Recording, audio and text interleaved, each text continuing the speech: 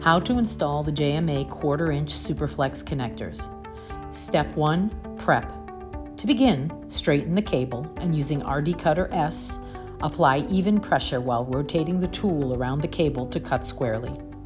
If using JMA's waterproof solution, add the WPS boot now. Attach the SP-14S prep tool to the drill. For plenum cable, keep the prepped cable end at a downward angle during the prep process. Actuate the drill to remove the jacket and expose the center conductor. Proper prep is achieved when the center conductor is chamfered. Inspect the center conductor for scratch marks and remove any loose bits of foam that are detached from the cable. Use Center Conductor Cleaner SPCC tool to remove any remaining dielectric material on the center conductor. If using a plenum cable, attach the SP-PLV into a standard vacuum hose. Insert the prepped cable end at a downward angle. Tap the cable while vacuuming to remove any remaining dielectric material. Step 2. Install.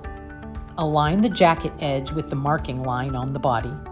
Mark the cable jacket in line with the end of the connector.